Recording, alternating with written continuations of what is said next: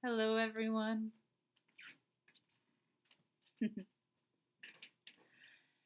Welcome, welcome, welcome to this week's live stream pop-up art studio on Facebook. From my living room to yours. How is everyone doing out there? Yeah? Now, as folks join in, as you settle down, hope everyone has a cup of coffee. I've got mine here. Hello, Shelley. How you doing? Welcome, welcome, welcome. Yes, I've got my coffee.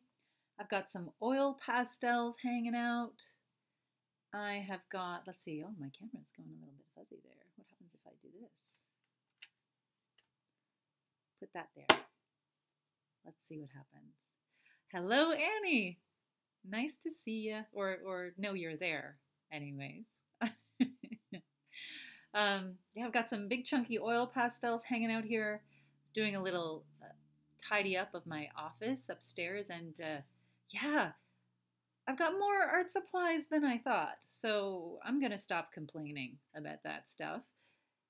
I'm also got some water-soluble oil pastels on hand too, which if you haven't had a chance to use them before, they're really fun to play with. Suzanne, hello, hello, hello. Let's see what's going on here. There we go. And I've just got some simple paper. I've got some construction paper, some kind of cardstock paper that I found again in my office while I was trying to tidy up. Bridget B. Hey B, good to see you. To see you're there. Yeah, I just have a bunch of simpler materials on hand today. And yeah, a couple things off to the side in case I feel like mixing things up. I don't know about you guys, but definitely feeling a lot of mixed up stuff this week. That's been a theme, not quite knowing how I'm feeling in any given moment. There's a lot of feeling happening. So I'm giving myself permission to feel whatever I need to feel. So who knows, things might get emotional today, folks. And you're welcome to feel whatever you need to feel as well out there, doing whatever you're doing this fine day, this fine day. And wherever you are, wherever you're joining us from, I want to welcome you. If you're starting from the top and staying with us all the way, that's amazing. Thank you. If you're just dipping in for a few minutes here and there, or if you have to leave early to run an errand, all of that is okay. You're welcome. You're welcome to be here and use this time with us as you need to and as you want to. Okay? And just because I'm going to be scribbling away with oil pastels, you can do whatever you like or need to do where you are at. And I always do love hearing about what you're working on. So, Amanda, hey, welcome. Oh, it's so good to know the community is still out there, even though I haven't had a chance to connect with you in the usual ways. One of the things I'm loving about this process is that we're actually having opportunities to connect with people who have moved away from Oshawa. They're reconnecting with us, and we are connecting with some new people who live in other countries, other places who I've never met in person before. So welcome to you too as well. And again, welcome to all the folks who may not be commenting or logging into chat.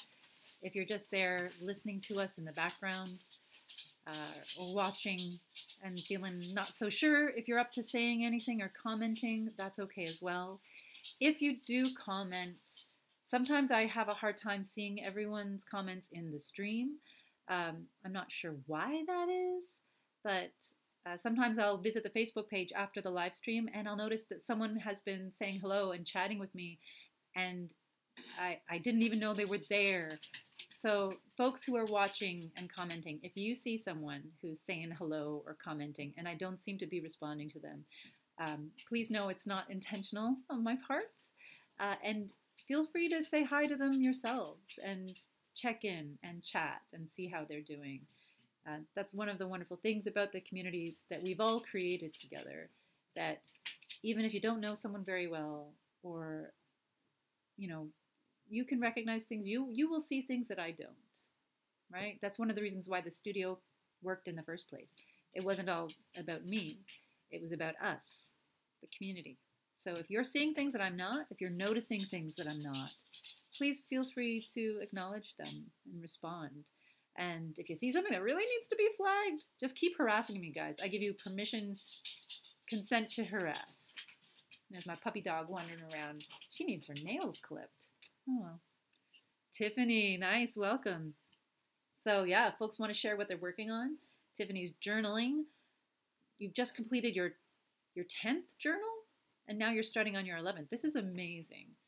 I've been thinking a lot about art journaling recently and ways of dipping back into it. I think journaling has always been a nervous-making thing for me because I feel like it's like homework. Like if I don't do it every day, somehow I've failed, which is ridiculous, right? No, that's not the case at all. So in the next few weeks, I might be working with some journaling. And in fact, some of the stuff I'm going to do right now will be going into one of the journals that I have. Speaking of all those mixed up feelings, oh, Alice, have a good walk, guys. Hi. Yeah, Alice sounds like she's dancing. That's true. Every day she looks forward to the one super long walk she gets in the afternoon. And she loves to smell the neighborhood. And she's so sad that she can't connect with other dogs. She does not understand. Bye.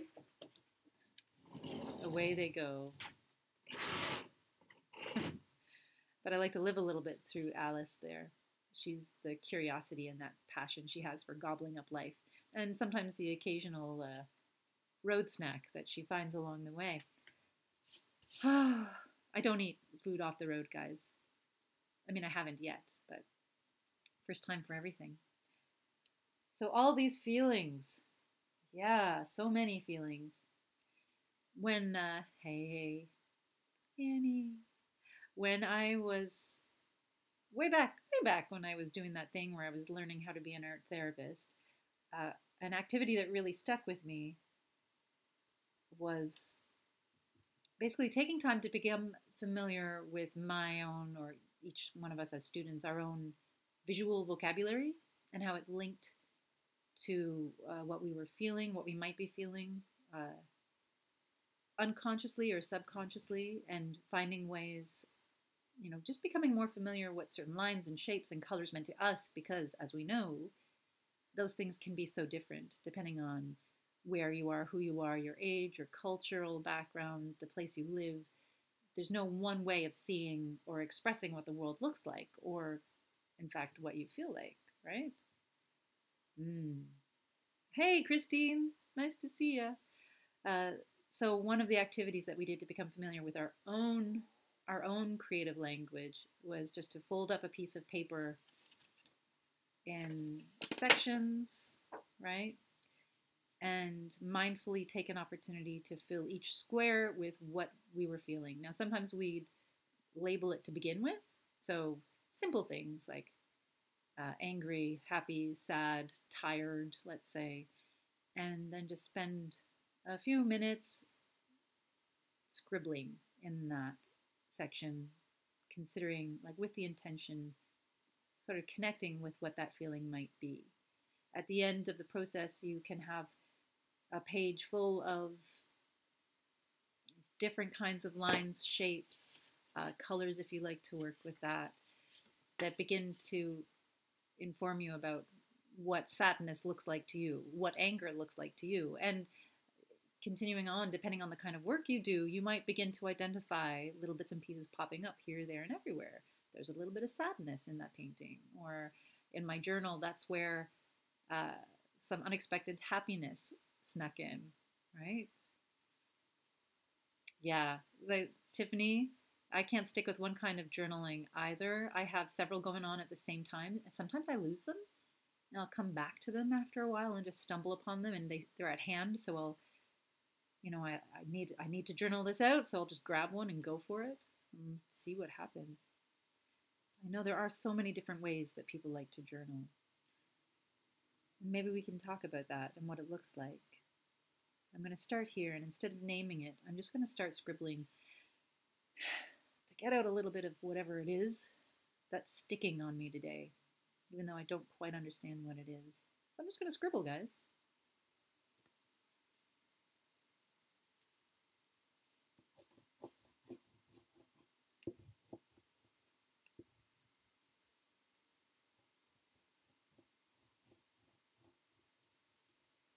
I love using the oil pastels, like crazy crayons.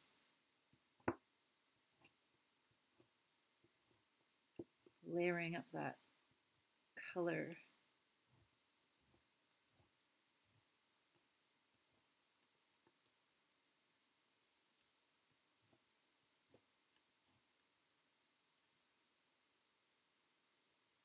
Sometimes if I have a really big sheet, it's really fun to just go to town doing this as well. But I wanted to provide some containment for myself, so just to, I don't know, keep things together somehow.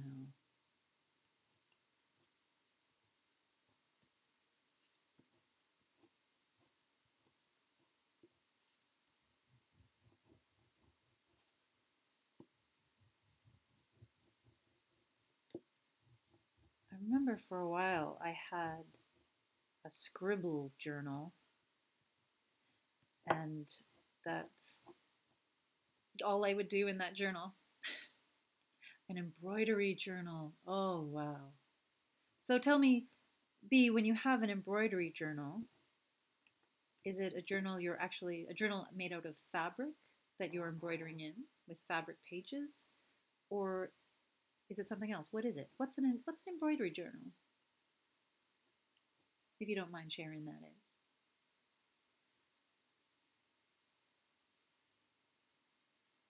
Yeah. Put that aside for now. The scribble journal was really liberating in a lot of ways because I could just let whatever was happening out in a nonverbal kind of way. We don't always understand what we're feeling while we're feeling it. We don't always have time to process what we're dealing with as we're coping with it.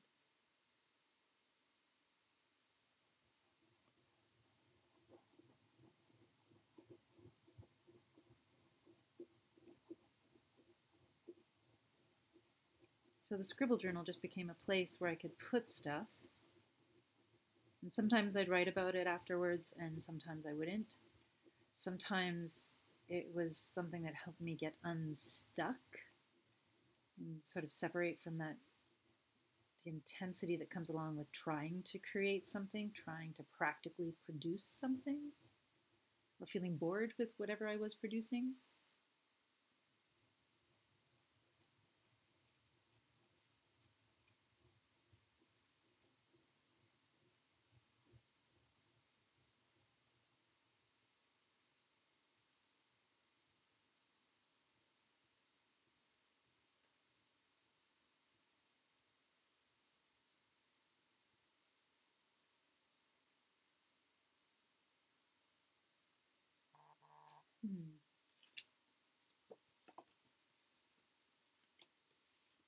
Now something interesting is going to begin to happen. And then I press down here.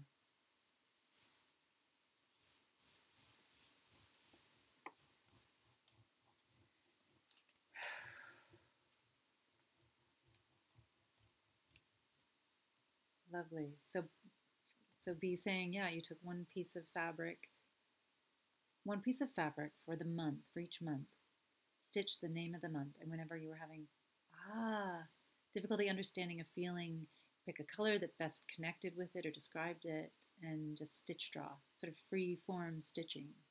The plan was by the end of the year, you'd stitch them into a book of your year, did you? Did you? That's, again, there's so many incredible ways to process what we're going through, but also to document it as well. I feel like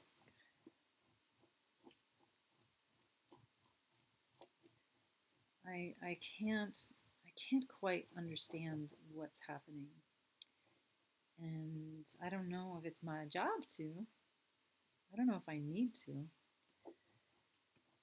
But I think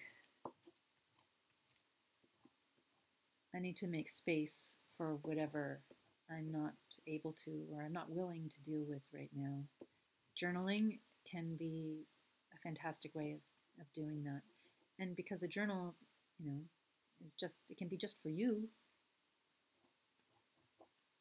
the intimacy of that allows a kind of honesty that other kinds of public, like art that is created and designed to share publicly,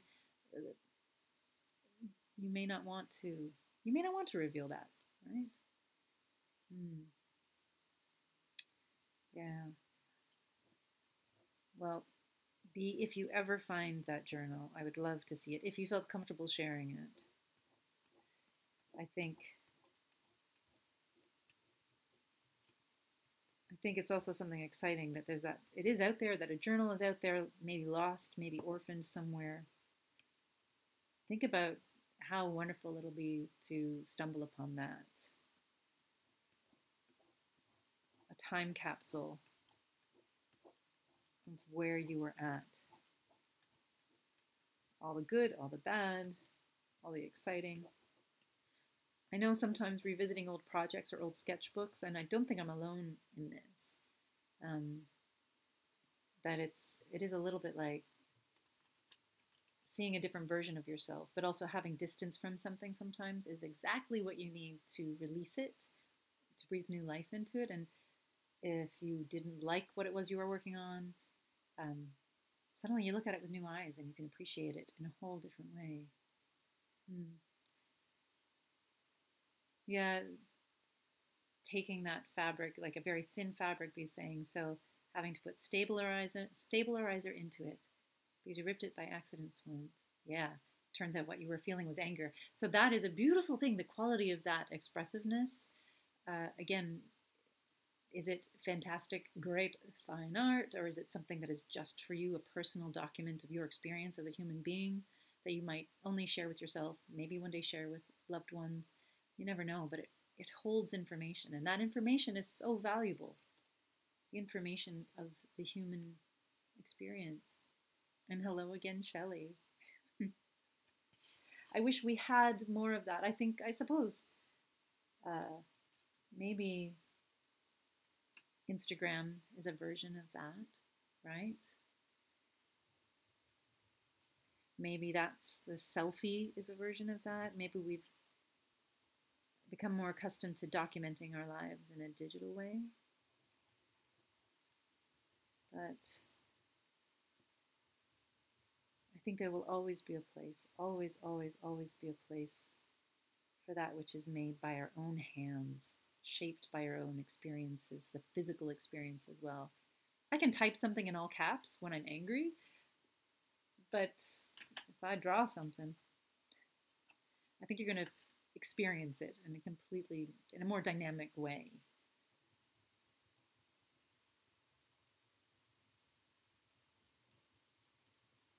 Yeah. It's the same thing. I love any kind of documentation, like finding old cookbooks and little notes in the margin, adaptations that people have made to recipes, or going to the library and taking out a book and finding a receipt from someone's shopping, or a concert ticket that they used as a bookmark and forgot about. Humanity is messy. Humanity is, we are not minimalist creatures by nature. Not unless we have to be, I think. And that choice happens for a lot of different reasons.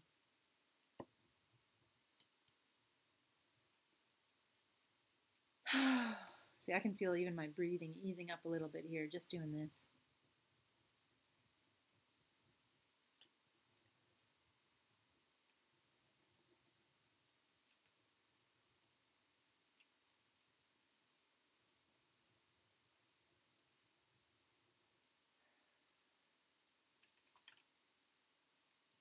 Little craft hand stretching there. Ah, orange circles for you too. Interesting, Amanda. Interesting. Again, what I reveal about my orange circle says more about me than it does about you, but I'm always fascinated to learn what different colors mean to different people in different shapes. Let's open up this side and see what exactly I've been going through. Ah, yeah. Yeah, yeah. That feels a little bit like my week in a nutshell.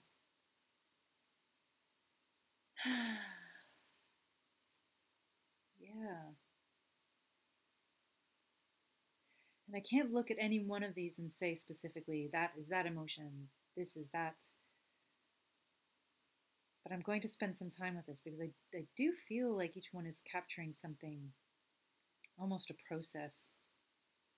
From here to here to there, these sort of mixed up, purpley, blurred lines. It reminds me a little bit like a fuzzy TV, when TVs were allowed to be fuzzy, or a signal that's trying to get through that can't. And then coming over here to those bright, yeah, the orange, yellow circles, a little bit garish, but maybe a little bit excessively happy. I'm not sure. And these guys over here, the things that anchor me, my ongoing rage that will always and ever be there because, you know, the world. And then this red circle, spinning, little tail there though.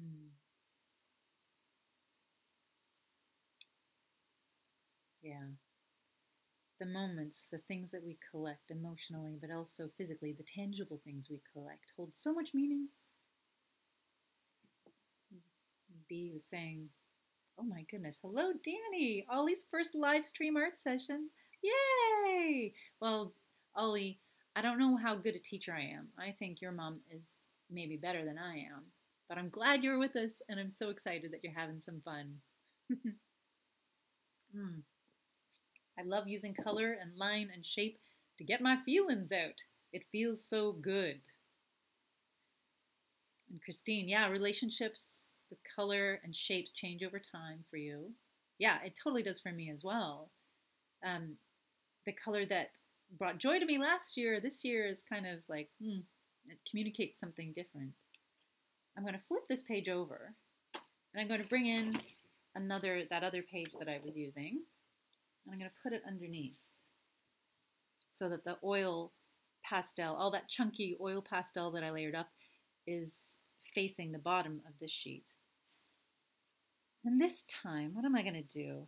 Those were the feelings I was feeling, kind of all mixed up and put out there.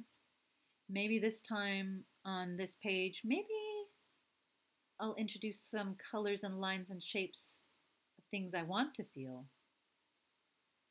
I'm not going to think about it too much. I'm just going to go for it.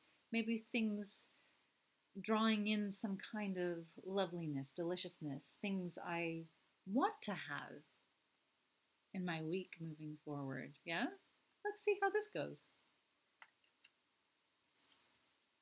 I'm going to leave this out as well. Okay. Relationships with color, such an interesting thing. Relationships with our art, such an interesting thing. There is a British ceramic artist, but just an artist in everything, really, in life and everything, named Grayson Perry, that I really love. Ah, yes, Christy, it does look like a ball of yarn. Are you talking about the red one on the other page? Yes, yes, yes. I don't know if I'm swimming in donations for the studio, and I will come back to my Grayson Perry story. The donations for the studio have temporarily been halted, and it is an interesting time, again, coming out of a conversation about things and the things that make up our human existence, the things we collect around us, the things we love having near us, all of those little objects, transitional objects, things that bring us joy. Or just, we don't know how we feel about it. We just know that we need them with us. Um, I'm wondering about how our relationship with those things and sharing those things with one another will change because of this time. I'm wondering about that every day. Because this month we were going to have a yard sale at the studio, one of our amazing little fundraisers that we do. But that can't happen. So we do have lots of lovely materials to share with the community. In some cases, we are swimming in certain materials there. And I can't wait to have an opportunity to share them with you guys again. What's Tiffany saying there? Ah, so this is a beautiful thing to do. If you can, if you have a journal that you love to work in. Tiffany started a daily mood tracker. Yeah, exactly. So you think about the mood you're feeling, what color might go along with it, and you just let that color take up space in the journal. Not all journals have to be about words.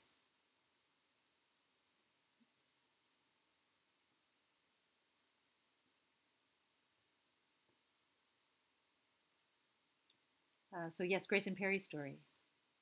So he has a fantastic show on right now that I've been streaming through some Reddit site anyway. It's called Art Club. And it's a lovely idea, and we've been playing around with it a little bit with the Twitter art parties that we were doing every Saturday. But essentially, every week is a different challenge for the community, and he interviews various artists who are working in their own spaces. And again, I was reminded one of the artists, Maggie Hamblin. Oh, lovely. Maggie Hamblin, who is a remarkable character, a painter, but I'm sure I don't know that much about her. But she was talking about, what was she saying? Something about, oh, I might have to look this up because I don't want to muck it up. Let's see, here we go. What was it? An artist's best way of giving love is in their work. An artist's best way of giving love is in their work. Oh, I see Dar might be watching today. Hello, Dar. Hello, hello, hello. That idea of love being given through an artist's work, I think, explains a lot about why so many of us are stumbling right now or feeling stunned or frozen a little bit, because not all art is created in isolation. Art requires a kind of audience, even if that audience is yourself. But at a certain point, we grow by sharing what we do with other people. So when we don't have the chance to do that, yeah, we're going to feel it in a big way. It also made me think about the relationship we have with our own work. And the reason why our work is love, or filled with love, regardless of whether we like it or not, is because we have a relationship with the work we do as well. Hello, Maggie. Welcome, Maggie. Miss you too. Miss everyone too. And we talk to our work. We dialogue. We have a conversation with every art piece that we make, which is really becomes about us. Every piece of art we have is us, ourselves, that we are giving to other people. So we may not be able to give all the things we want to give in the way that we want to give, but through our creativity, through that creative expression, I think we give ourselves. Which is one thing at the studio I was honored to see every day we were there. Every single day. People giving of themselves and giving time to themselves too. How special is that? How special is it that we're here doing this together? Thank you, guys.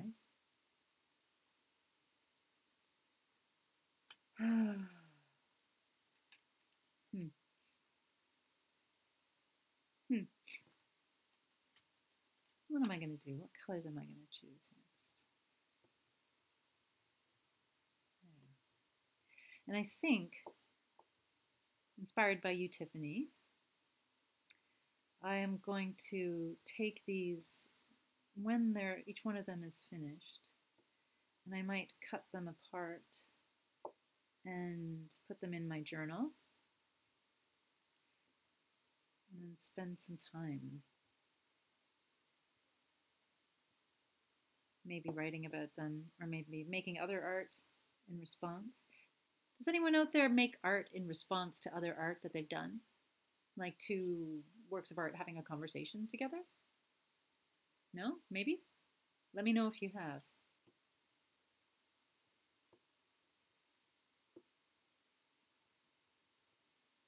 Sometimes when I think about work, like visual art in particular,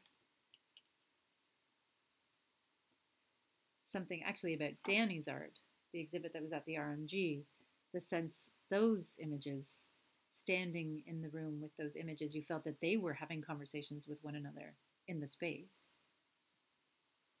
Let's see. Oh, goodness gracious. So Christine's asking a really good question. If the living room has a virtual tip jar, and no, we don't. See, this is why I need community. This is why, because you guys make things better. You have room in your brains for things that my brain does not have room for right now. And we'll come to that. Maybe I'll pick your brain. There's a few projects I'd love to get everyone's feedback on. But yeah, Danny's work at the RMG, the portrait project, they were having conversations with one another. And it reminds me of things like being in a room. If any of you are ever lucky enough to be in a room with Rothko's works, those giant colored block pieces, it had a similar impact on me. And it could be because they're large pieces, so we're not often surrounded by works of art that are that large, which is another reason why art galleries really, really matter, because we don't have, space to honor people's work in that way at that size. But it becomes a physical experience, a visceral experience, not just something you absorb with your eyes, but something you absorb with your body as well somehow. I don't know, does that make sense to people? Yeah, the color and shapes and lines, they have an impact emotionally, psychologically, but also physically as well. And Amanda was saying, yeah, always been able to get deeper meanings in your life through color and lines. Me as well. I think something about the permission, giving self permission not to create things or make meaning of things in that moment.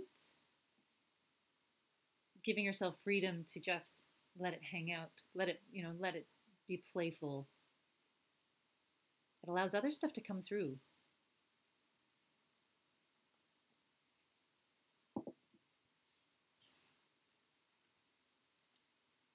Let's see. Deep breath.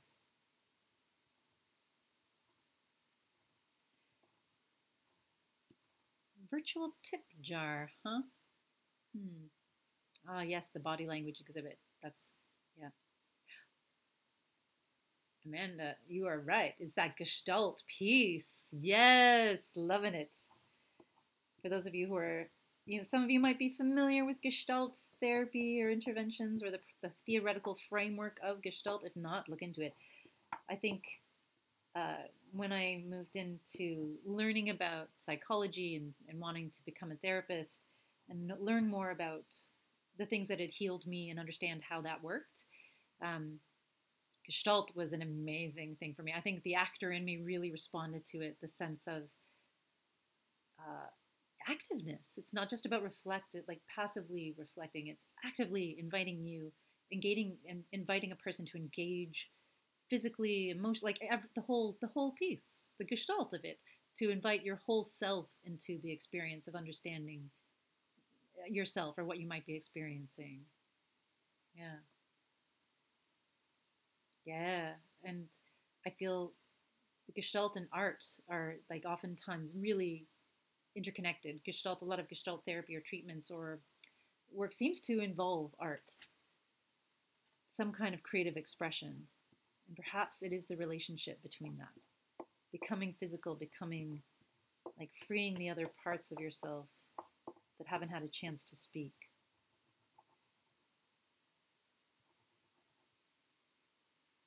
Yeah. And with installation work or going to see an exhibit in a gallery, there is an element of that. It's an experiential thing. It's a social thing, of course, right? But it is immersing yourself in an environment, like an environment, and there's by choice, with intention, taking that,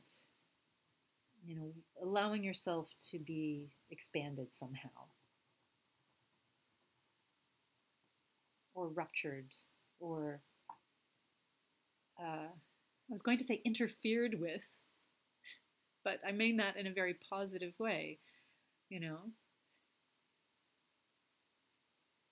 Okay. I think that might be one thing some of us are missing right now, at least for myself, the ability, the option to place myself in an unexpected environment. Does that make sense? I feel I am a homebody by nature. Nothing wrong with that.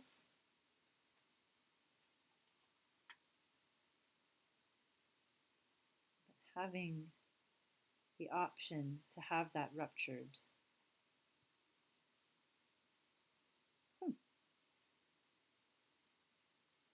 To open myself up to learning something else, to experiencing something different,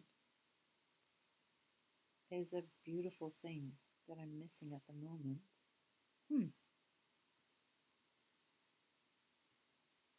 Yeah.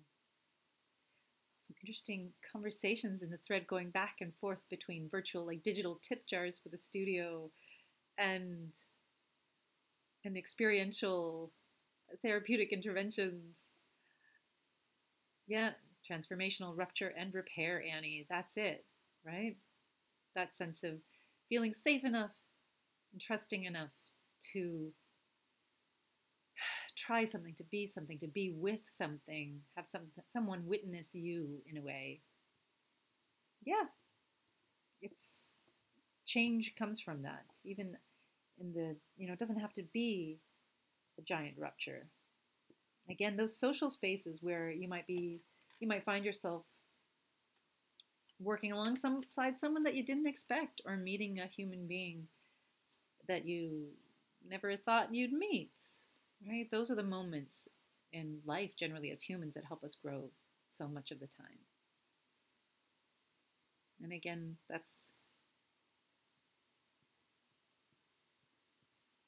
well, it will return one day. Some way, somehow, we will come back to that. And in the meantime, we have a really interesting opportunity to explore what it means to connect this way. And I definitely think we'll come out with a deeper appreciation of what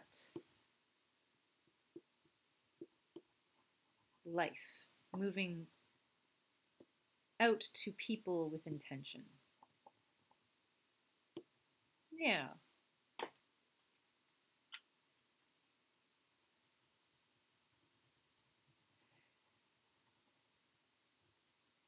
Pink. Huh. I'm not a pink person.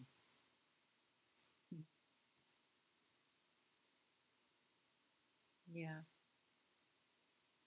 Be just saying, being in art galleries has a reverential feeling. Just the spaces of galleries, the space, right? Being with art and people and creative people, things made by people. Because art sends messages. Art is that beautiful, beautiful thing as well, whatever kind of art it is. Again, it might be a big art gallery, it might be a very small art gallery. It doesn't matter. But again, creating a space that is all about potential, which creating a building that is going to be empty because you will be filling it with different things. You can understand why galleries struggle and need all the patronage and support that they do, because that's kind of a batty idea, a church for art, right? Ah, but B gets that same feeling surrounded by trees. Yeah. Things that have been created by someone that maybe you've never met before, with the purpose of it being shared with you in that moment. Yeah, there's something incredibly magical about that whole concept. And I feel there's a rightful feeling there to be protective of that. I like being in galleries, art galleries, when they're not busy, because I think I have a similar feeling. I want to feel the sacred quality of it. And there's nothing wrong being there, hanging out with friends, celebrating an opening, all of those lovely things when it's a buzz with activity. But there is something special about being there, just you and that energy coming from those other artists. Ah. Ollie likes my yellow stripes because they remind you of bananas. I love that so much. Oh my gosh, thank you. That's amazing. Thank you. That just filled me with so much joy. Thank you. I wish we had another screen here, a way of you holding up your work to show with me as well. I would love to see what Ollie's working on, for example. I would love that. Maybe there'll be an Instagram show and tell day where people can, send out invitations, and I can just click on people for a little bit, and then they can hold up their work and we'll just move around and share all the work. Maybe. Have a good outside time, Amanda. Enjoy.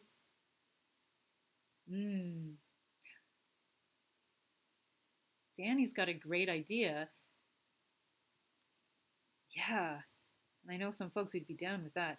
So we can't get into galleries right now, but maybe now is the time, as Danny was saying, to see more art installation in wooded areas, natural areas.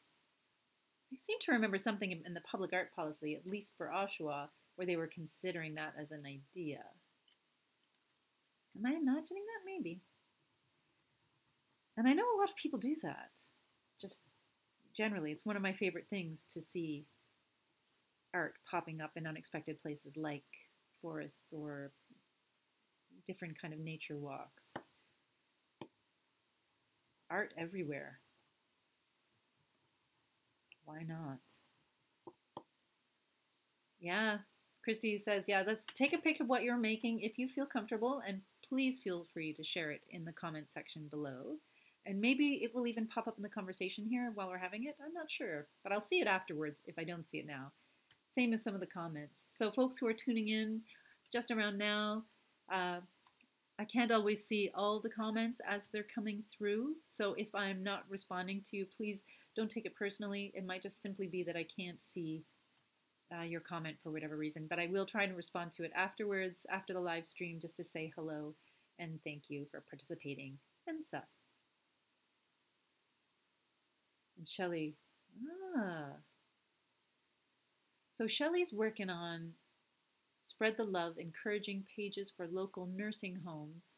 I would love to learn a little bit more about that. Is that a very specific project? Is that something that you're creating just because you feel moved to do so? And as an update on everyone, and the rainbow window I was working on last week, I didn't forget about it. I took all my pieces and I've begun assembling a rainbow in my front window. It's a lot trickier than you'd think, or maybe it is just for me, but it's looking really interesting. I will definitely take a picture when I'm done and share it in the comment section. Hopefully I'll have it all wrapped up by the end of the day. Right now, it kind of looks like a weird unfinished mosaic. Yeah. So interesting. So it's something through the Spread the Love, encouraging pages for local nursing homes is through the church you attend. Is it something that anyone can participate in, though, if they like? And you know what? I will why not? I mean, maybe it's not a specific campaign or challenge. Maybe you just want to make something for the community because you feel like it. Maybe you want to make something that you can, you know, drop by a nursing home or hold outside of someone's window. We don't always need to follow other people's examples. We can do something because we feel like it as well, right?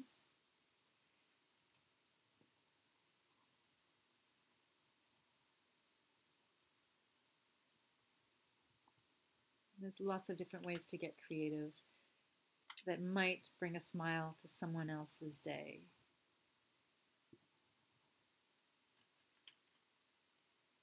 And you know what? If they only bring a smile to your day, that counts too. Is Deb here? Is Deb Reynolds watching? What? Hello, Deb, and welcome. Again, sometimes I can't see who's joining right now, so it's always great if you guys want to give shout outs to folks who are there. Again, if people want to watch quietly though, and just absorb the atmosphere of my ramblings, that's okay too. You don't have to join in the conversation if you don't feel like it. You know where to find me. If you want to chat, just send me a message. And again, consent to harass, because I'm not always able to get back right away.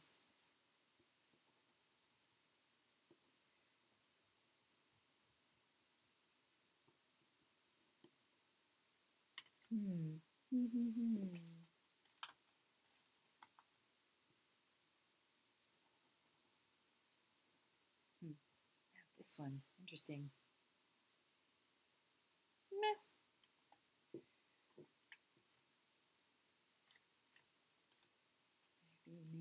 Maybe.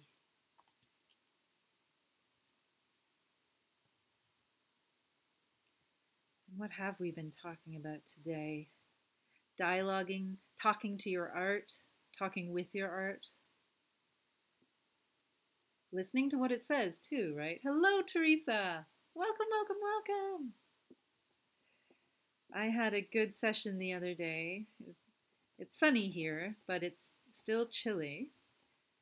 But had a fantastic kind of afternoon outside, wrapped up warm,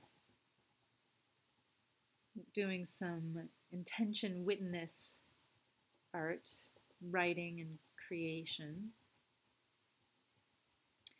For those of you unfamiliar with that process, it's kind of been honed by a woman named Pat B. Allen.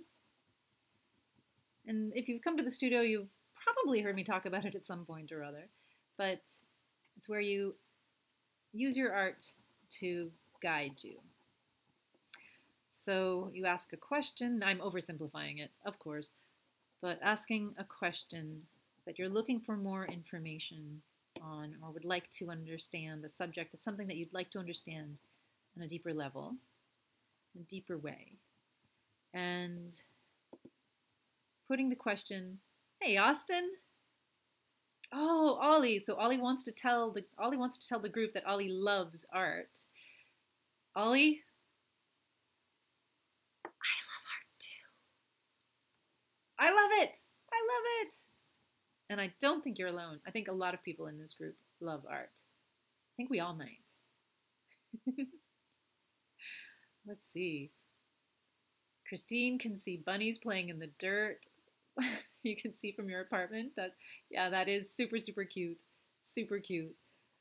I think Oshawa bunnies are having such a great time these days. They're like, the people aren't around. I can move freely. Eat all the seedlings that Mary planted. And Austin, what have you missed? We've been using colors, lines, and shapes to explore how we're feeling. So that was what I was doing anyways. So that's the, let me show, oh, let's see, maybe I can see what's happening here. Oh, so that was the first piece I made of the day. I folded up a piece of paper and Ollie, I love chatting with you. You're awesome. I love chatting with everybody. What an awesome community we have. It's super cool, isn't it? This was the first thing I made, Austin, just with different lines and colors, playing with oil pastels, which lets me get really kind of physical with what I'm doing, which it feels nice. And then this is the next one I've been working on, which is about, at least I was thinking it was about attracting kind of feelings or things that I wanted to make room for, feelings or kind of a felt experience of stuff I wanted to let in. But I'm not so sure. It might be a response to the other piece that I did. And underneath, I don't know if you can see it from the camera, but because I sandwiched those colors, like the oil pastel onto that other page, you see a little bit the imprint that's been created from the pressure I've been using with my oil pastels. It's just a fun thing to do sometimes. And that's a certain kind of print, isn't it? Art teachers out there, help me out. What kind of print is that called? And Tony's there. Tony Greats. Tony Greats of the Traveling Stage, the super awesome drama program. Hey, Tony, how you doing? Another Durham region arts person. Look, this is really cool that we're all connecting here. I could do this. I could keep on doing this. Traveling Stage. Tony, that is you, yes? Ghost art. Thank you, Christine. That's what the imprint is called. Ghost art. That's what we'll call it for today. Ghost art. Any youth out there interested in drama, the Traveling Stage is such a fantastic arts organization in Durham region. And right now I think you're offering virtual classes where kids come together via Zoom to take drama. Yeah, I've seen, it's amazing. I get Tony's newsletter, so I see it. And hello from Halifax. Hello, Beth. Beth Power. Welcome, welcome, welcome. See, we couldn't do this in the studio. We couldn't connect with as many people from so far apart. Hello, Beth. Hoping you're well. Hoping everything's okay in Halifax. Oh, ups and downs and much of everything there. We're sending all our love. All our love. Your little province has been shook quite a bit recently, so if you need to let some of that stuff out through the art, feel free. Feel free. But yeah, anyone out there, any youth in Durham region interested in drama, well, I guess now it's virtual. It can be from anywhere. But check in with Tony. Check in on the Traveling Stage because they've got some amazing programming. Yeah, Christine, I miss working in theater too. Stagecraft is awesome. I wonder if the Traveling Stage might introduce, or maybe you already have, some classes for grown-ups. Some virtual classes for grown-ups, maybe? Just something to think about. Yeah, it's the theater arts. I don't know how many folks listened to the live stream we did yesterday with Ann Tipper, who is a cinematographer. That's what she does for a living, but of course the arts is not a narrow path. So she also paints, draws, photography. She also loves, of course, making things with her hands because that kind of world, what you create, you don't always get a sense of right away. So she does this Japanese dye process called shibori, and also lots of other, like just lots of little crafty things that give you a direct hit of, I made this and it's here now, it exists. It didn't exist before and now it is here, for that beautiful satisfaction. Yeah, theater and film and musicians who play for like audiences, symphonies, orchestras, things like that. Right now it's a very interesting time because that comes together. We come together for an audience. I was saying, to Anne that we don't often, as an actor, the actor part of me doesn't sit at home and do monologues for myself. Although sometimes I'll read plays aloud and I'll read books aloud, things like that. I'll play all the parts, of course. But there are certain things about the arts that need human beings. We need to come together to experience it. Theater is one of those things. And whether you're on stage or you're working from behind the scenes too, like everyone has a role they play in making this beautiful thing happen. right? Oh, yeah. Artists and self-isolation. It's a weird time. Theater artists and like self-isolation, it's equally difficult, right? Although there are so many amazing resources right now. I know that a lot of national theater shows are being screened, so filmed versions of plays and plays that were developed with keeping the fact that they'd be filmed in mind. Hello, welcome back from your walk, guys. Hello. Alice and Anthony have just come back from their walk. Come on in. Alice is weirded out because I'm talking to myself. She should be used to that by now. But there are so many opportunities to see, to experience theater work or musical work in your home right now with all the live performances, the stream performances and things like that. But nothing replaces that experience about being in a space with other people, an art gallery, a theater, a movie theater. We need that connection. Yeah. Yeah. And being behind the curtain, watching people respond. Oh, yeah. I was running crew one summer in Perry Sound for a company called Rainbow Theater. I don't think they exist anymore. I'm not sure. But that's when I was in theater school and just needed a job, and I moved set pieces around and dressed in black, and I felt a little bit like a ninja or a spy or something, just getting the job done. I felt so important. It was awesome. Hello, Lisa. Oh, Lisa, it's so good to know you're out there. I can't see you, but I know you're there, so that's fabulous. Oh, yes, and B, thank you. Sir Patrick Stewart has been reading Shakespearean sonnets every single day. So if folks are into that, you can tune in. I know Driftwood Theater has been sharing those as well because, of course, they had to cancel this summer season as well.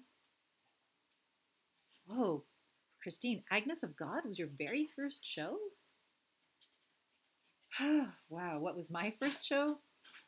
Are we talking about public school show? Because my name was Mary, so any character with the name Mary, essentially. Mary, how does your garden grow? I had a little lamb. Then, of course, there's the whole Christmas thing where you get, that. But my very first professional show, getting paid to do it, I think it was The Miracle Worker. Holy moly, I'm a lucky girl. And Mary won't say it, but she got nominated for a Dora Award for Best Actress for it.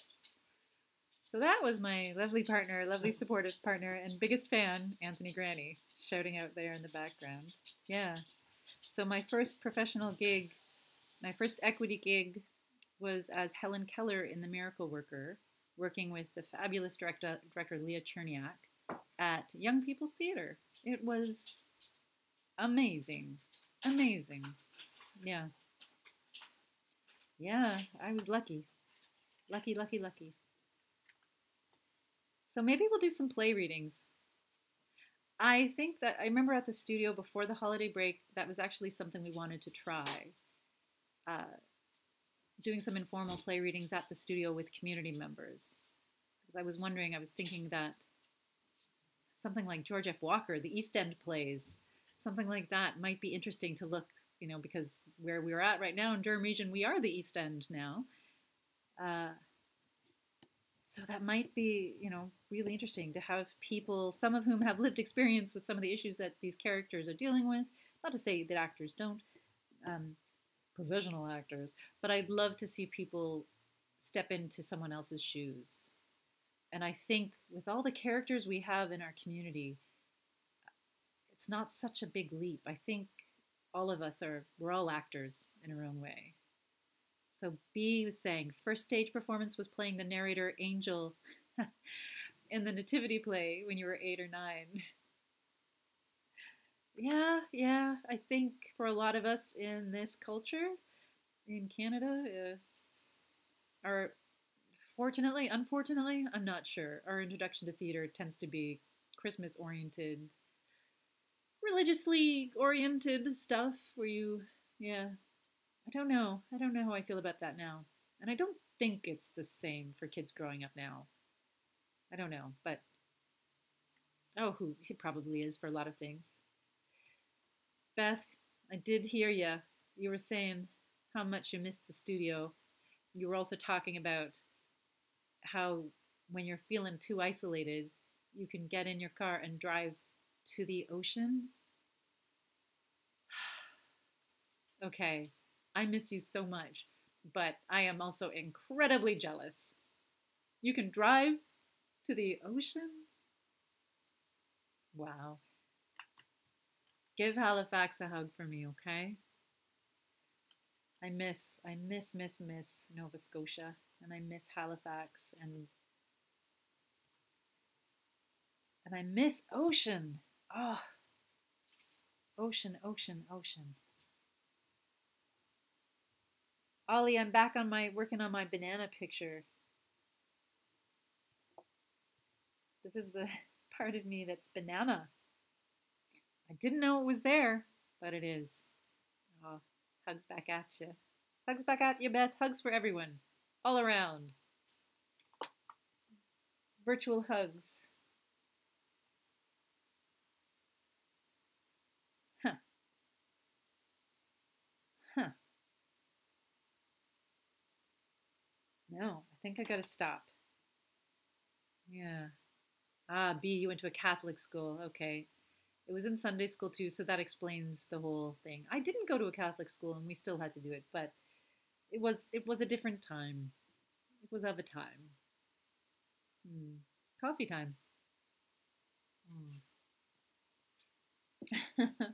And again,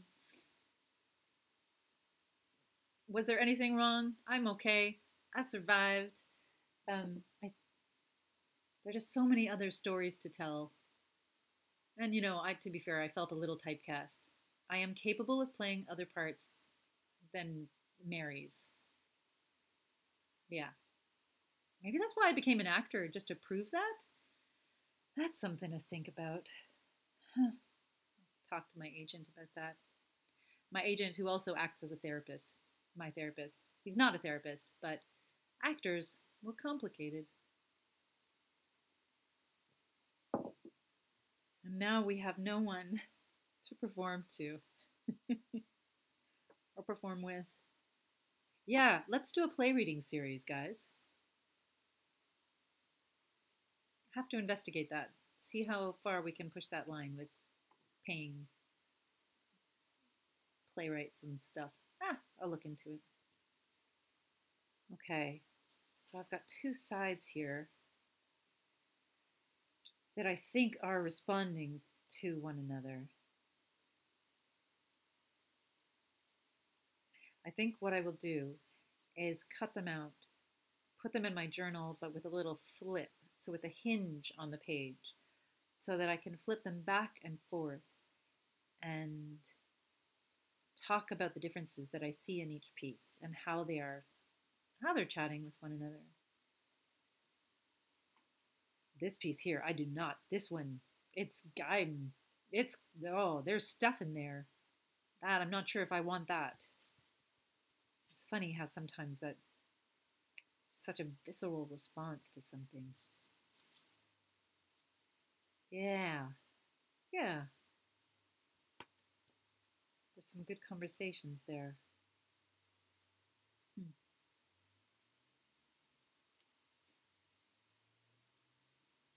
Interesting, B. The pink and purple lines, cautious, tentative, maybe. They feel a little electric to me. I think there's something in that. There's something electric, but not in a positive, energizing way. I think electric, like Debbie Gibson, electric youth. Um, and I think there's something 80s about it, something a little, I don't, the kind of, it's conjuring something that I'm not comfortable with, which is really exciting. I love when that happens in my art because it gives me an opportunity to really, really dig in and explore. If everything I make is kind of nice and gentle and peaceful and da da da da da da da, that's great. But these are the pieces that I really look for, that really stir something up in me. And again, it's art, so if it's too much for me, all I need to do is put it away. I can flip it over. I can turn the page. I can close the book. You know. But Debbie Gibson, Electric Youth there. Oh, I don't know. Something to investigate. And I apologize. Debbie Gibson, beautiful human being, I'm sure. Do you think so? B, I do think you're an art therapist in the making. Something about this piece here responding to this piece here. Interesting. Maybe. I find it interesting that this pink piece is on the back of this purpley, fuzzy-wuzzy blended piece, that the same colors appeared on that side. Like back to back. Yeah, definitely looking forward to getting those in a journal and spending some time with them. Banana! Ollie, I think I'm just going to incorporate that into every live stream I do from now on. I'm just going to randomly say banana. It's my new happy word.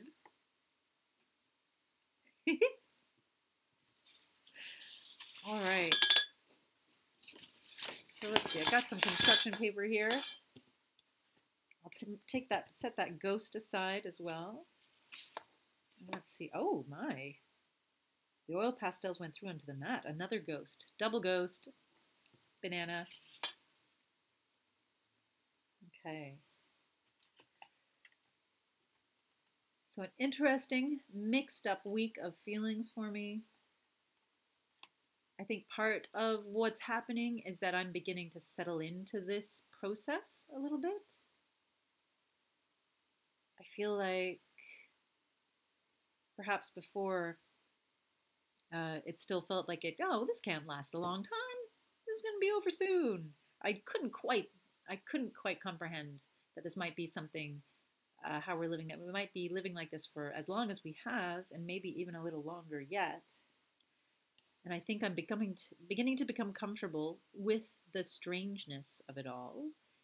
And there's a lot of positive that comes along with that. So for folks out there, I'm not sure if you're experiencing anything of the same, but that like there are beautiful things that are emerging, like being able to watch bunnies and being able to think. There's the nature of what a deadline is has kind of shifted.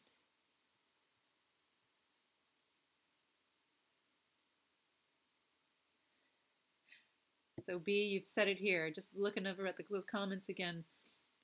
B is doing a fantastic job of looking at the patterns in my work, and you would literally love to be an art therapist. You've said it now.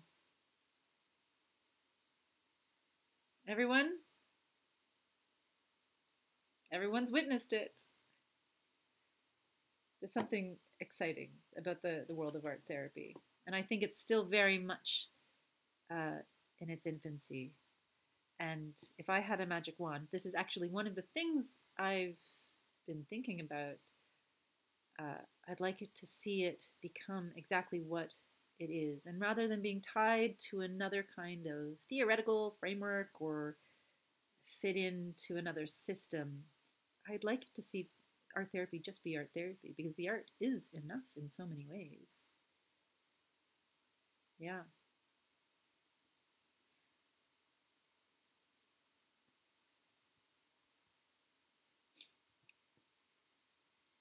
Having opportunities to reflect.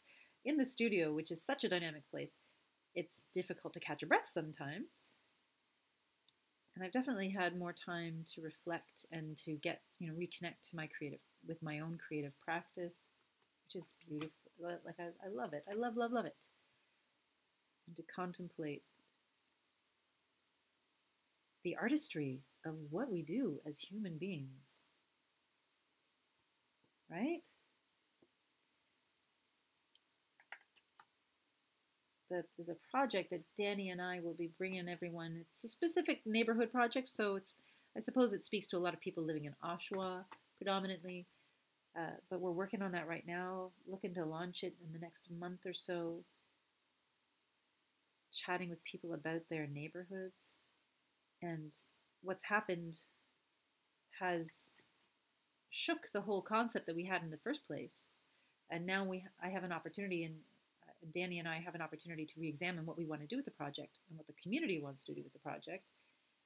I kind of love it. I like what happens when, I won't call it a restriction, but when with limitations comes a certain kind of freedom to let go of certain things and really focus on what remains.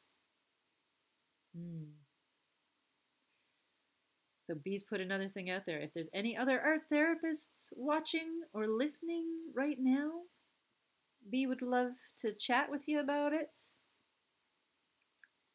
I'm not really a practicing art therapist at the moment, other than the fact that it's sort of been incorporated into so many parts of my life. It's hard to let go of. It's once you know, you don't unknow. And I think a lot of us who tend to be drawn to creative things in the first place have been implementing a lot of the practices naturally, organically. I think a lot of what we do as we study to move into those fields in a more professional capacity is learning how to bear witness to others on those journeys, to remove ourselves from the situation while still being present. I don't know if that makes any sense, guys. Prin. Oh, lovely. Hello, Prin. Hello, Carlos. Welcome, welcome, welcome. And Christine has been doing a lot of research about it as well, B. So if you want to chat with Christine there, feel free.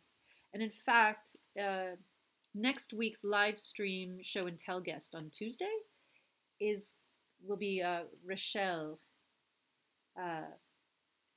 So Rachel is one of our mentors in the Living Room project here, based out of Montreal. She is an art therapist, Concordia graduate, and a mover and a shaker within the Art Hive movement. So we're going to be chatting next Tuesday on Instagram during a live stream chat. So if folks want to join us there, to join the conversation, please feel free. And maybe, depending on what her time looks like, I'm going to see if I can have her back for something a little more in depth. Because the world of art therapy is changing as we're here making, creating, and chatting. The world of counseling is altering every day. Because the work that we do with one another is relational, right? Human beings. We like being with other humans. That's what we do. Ah! Wendy. What? Wendy joining us? Wendy. Oh, so good to see you, Wendy. Wendy has to run to class. Okay, you run to class. But so good to see you, Wendy. Oh, so much love.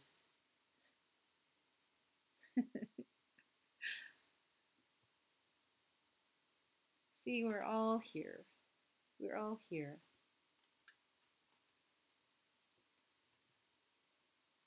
Patrick. Patrick, so great to see you too. Welcome, Patrick. And Brandon. Thank you, Brandon. I'm not quite sure what this piece is all about. Don't often work in lines, but maybe I do. Maybe I do.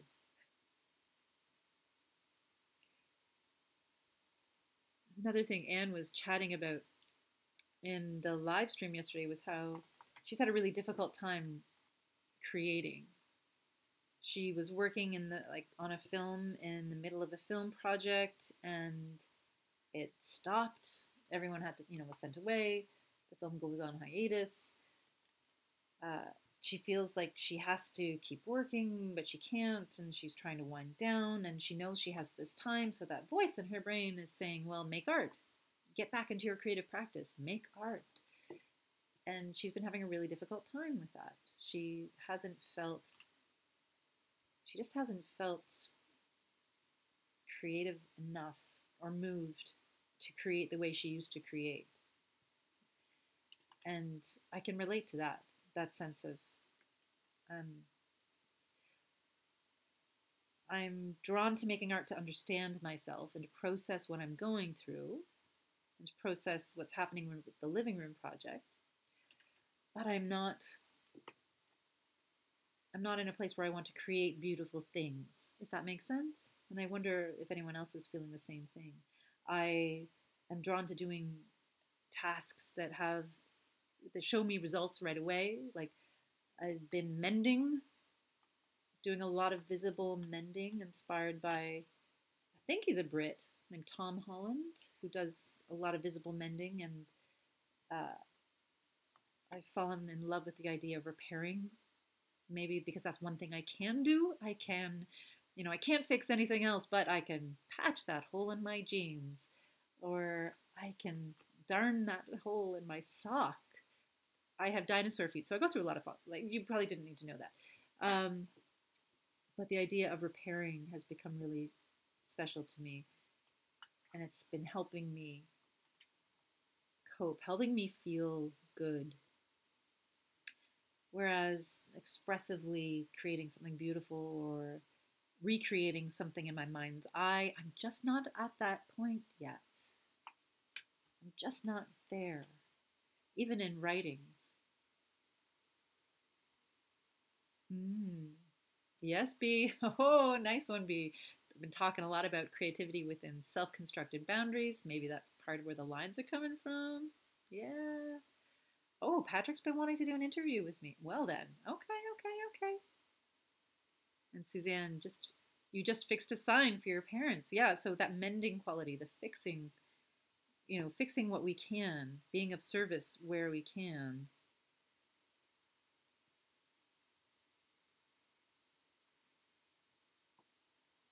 And definitely the lines, the boundaries, that feeling of, yeah, and I will probably, even after this, it will feel good to make tinier pieces with this. Dinosaur feet.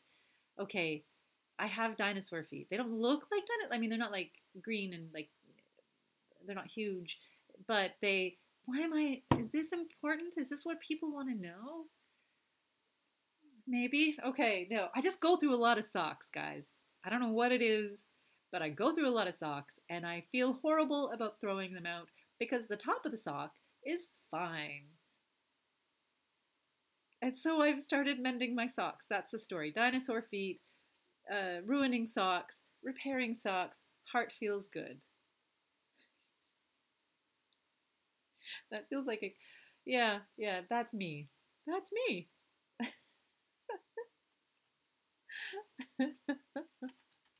Oh, I'm ridiculous.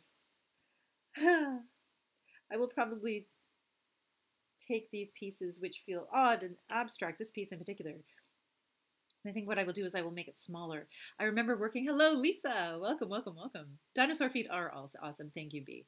My dinosaur feet are, I'd say they're interesting. Yeah. And Patrick. Oh, yeah, that's true. You did interview Megan, who's a neighbor of mine. Yeah.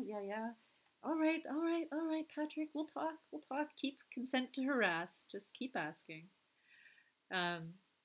Welcome. If you're joining us now, we're talking about, what are we talking about? So many things: structure, limitations, boundaries, letting things out, processing things through art without the need to produce a beautiful thing. Just chatting, connecting from near and far, sending virtual hugs. Bananas.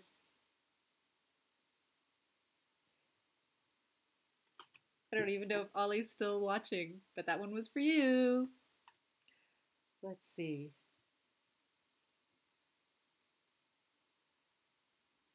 Remember working with a woman in the studio one time as part of a group, and she'd created an extraordinary piece, a large-scale piece. I think it was a watercolor, but it just wasn't. You can create something that to someone else appears beautiful, but to you it just isn't working. I think everyone can relate to that.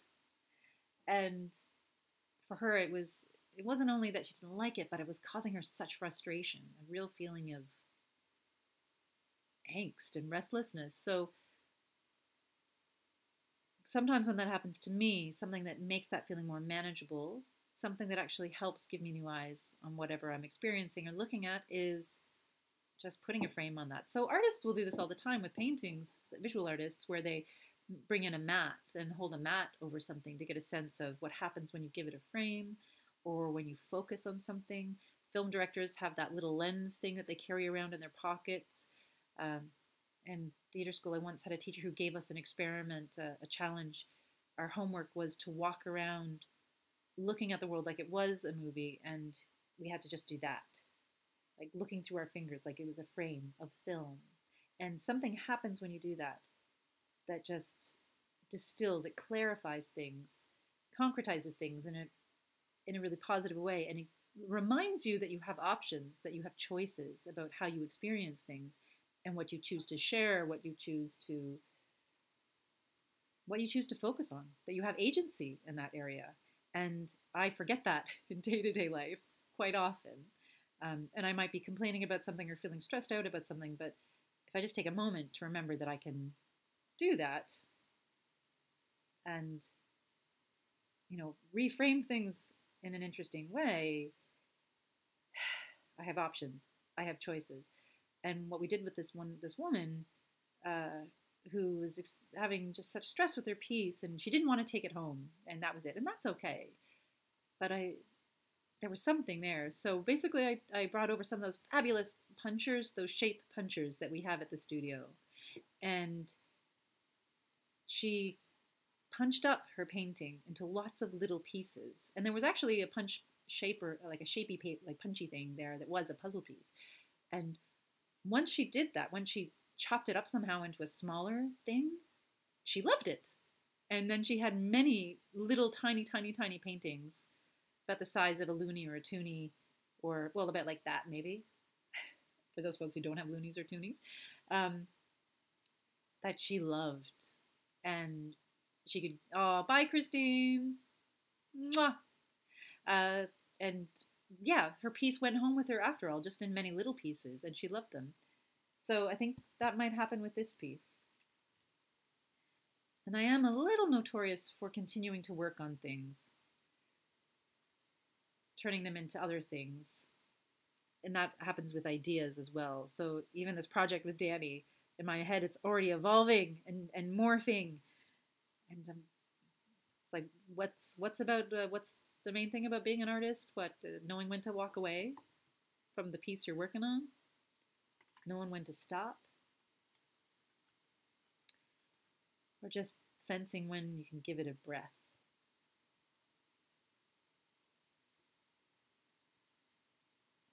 I think I might be at that stage with this piece.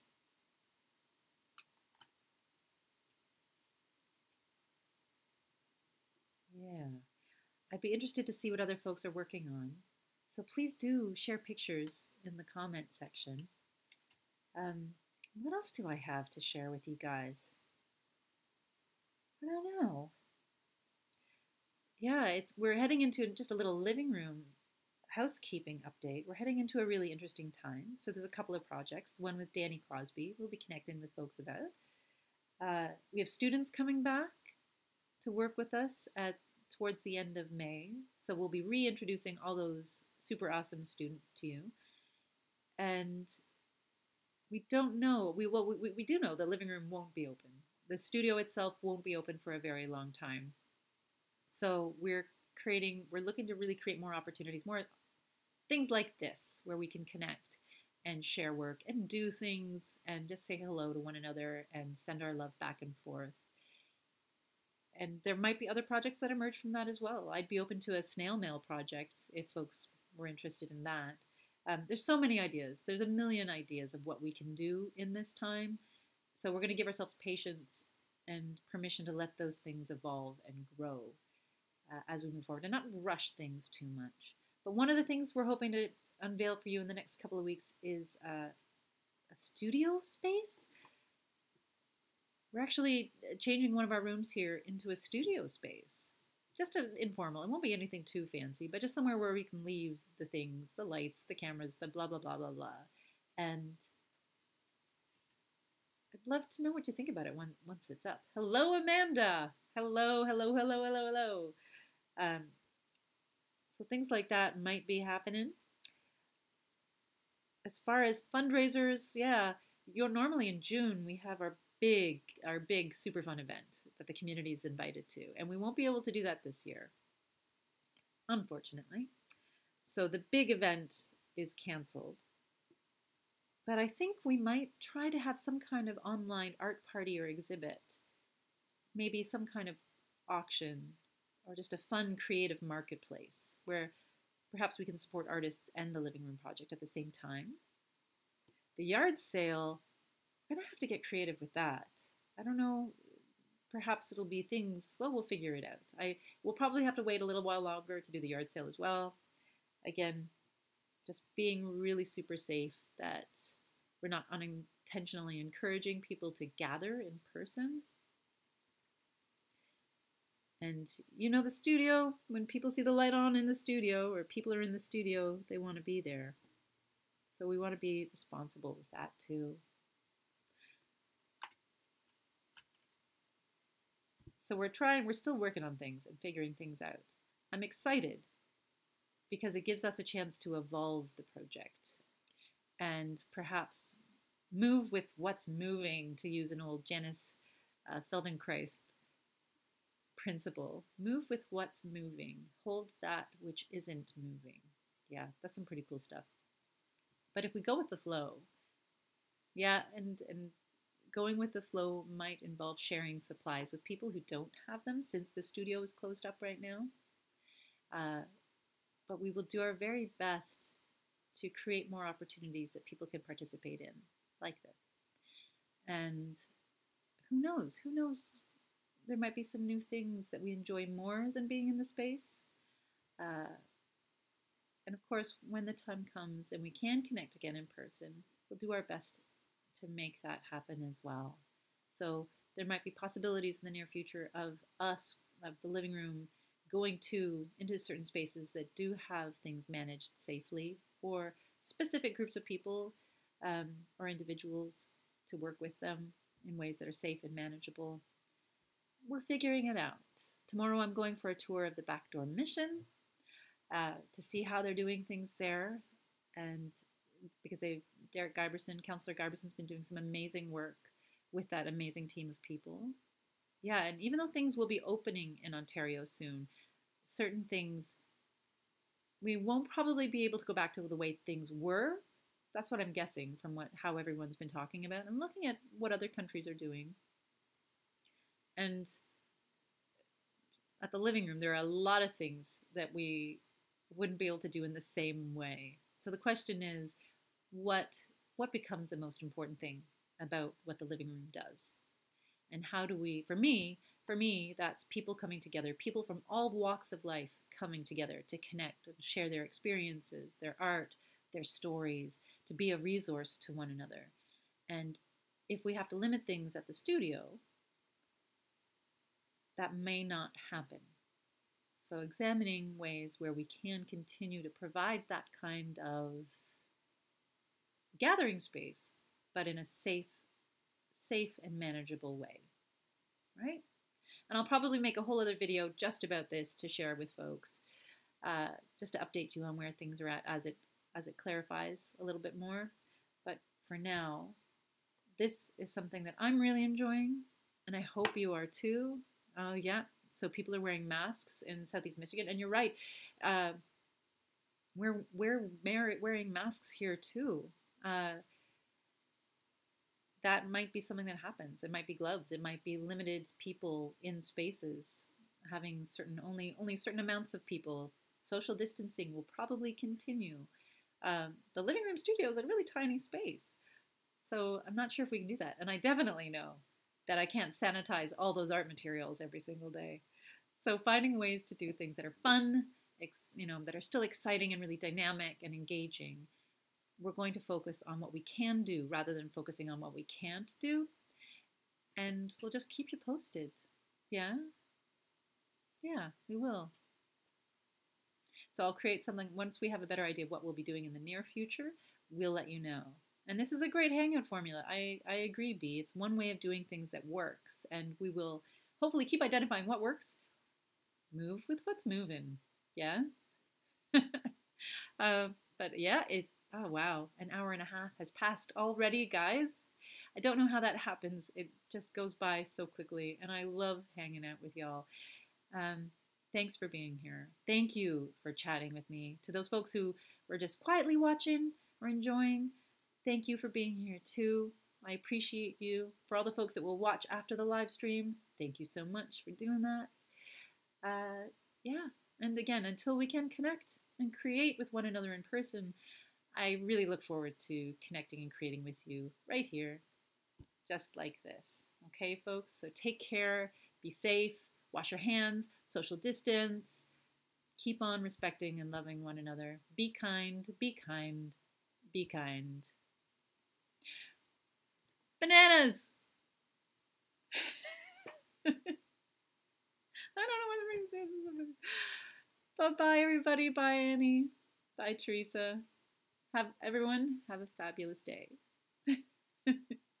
And keep the conversation going in the Facebook chat if you want to as well. Just because I'm going, it doesn't mean you have to. Bye, Beth. Bye, everyone. Oh. And one more time. Bananas.